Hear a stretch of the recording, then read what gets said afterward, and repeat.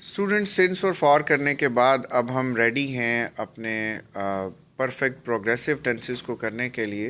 तो ये जो 3 टेंसेस की सीरीज़ है उसमें सबसे पहले हमारा प्रेजेंट परफेक्ट प्रोग्रेसिव टेंस आता है। हम लोग देखेंगे कि इसको प्रेजेंट परफेक्ट प्रोग्रेसिव क्यों कहते हैं। तो परफेक्ट प्रोग्रेसिव इसको इसलिए कहा जाता है कि इसमें दोनों चीज़ें पाई जाती हैं। एक तो वक्त के साथ इसका रिलेशनशिप है, जो वक्त पहले से शुरू हुआ और अभी तक उस काम का इम्पैक्ट है, ये एक परफेक्ट टेंस वाला इसमें पहलू है। और सेकंड, ये काम अभी प्रोग्रेस में है, ये नहीं पता कि ये कब तक चलेगा, but it is under progress. तो इसके नाम से जो चीज़ें पता चल रही हैं कि इसमें एक परफेक्शन का एलिमेंट है, यानी वो परफेक्ट टेंस वाला, और सेकंड जो है वो इसमें प्रोग्रेशन का एलिमेंट है, यानी प्रोग्रेसिव टेंस वाला। तो इसलिए इसको हम परफेक्ट प्रोग्रेसिव कहते हैं। और अगर हम प्रेजेंट को कर रहे हैं तो फिर इसलिए प्रेजेंट परफेक्ट प्रोग्रेसिव टेंस कहलाएगा ये। तो आइए सीखते हैं इसको।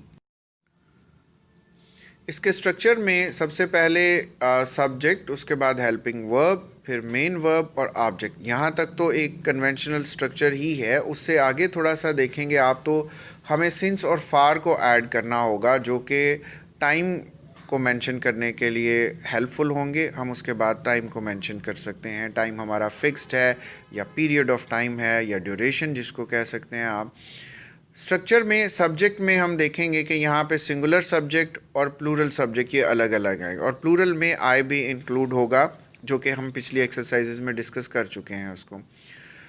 उसके बाद हेल्पिंग वर्ब है। अगर सिंगुलर सब्जेक्ट है तो हेल्पिंग वर्ब आएगा हैज़ बिन, और अगर प्लूरल सब्जेक्ट्स हैं तो हैव बिन।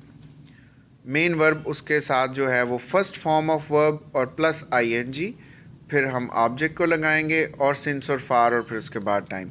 इसी तरह अगर हम नेगेटिव शेड कर रहे हैं तो हैज़ और हैव के बाद नॉट का यूज़ करेंगे, बाकी सारा सेंटेंस अपनी जगह पर रहेगा। इंट्रोगेटिव करते वक्त सिर्फ हैज़ और हैव को बाहर लाएंगे, बाकी सारा सेंटेंस अपनी जगह पे। और नेगेटिव इंट्रोगेटिव करते हुए हम लोग हैज़ और हैव को बाहर लाएंगे, फिर उसके बाद सब्जेक्ट और फिर नॉट का इजाफा कर देंगे बिन से पहले। तो हैज़ और सब्जेक्ट नॉट बिन, बाकी सारा टेंशन ऐसे, और हैव प्लूरल, सब्जेक्ट फिर नॉट और बिन, और बाकी सारा सेंटेंस वैसे ही रहेगा। हमारा सैम्पल सेंटेंस जो हमने स्ट्रक्चर अभी सीखा है उसको अप्लाई करते हैं। तो आपको पहले सिंगुलर का नज़र आ रहा होगा, he has been eating apples, यानी वो सेब खा रहा है सिंस 9 AM, 9 बजे से सेब खा रहा है, जो कि फ़िक्स टाइम है।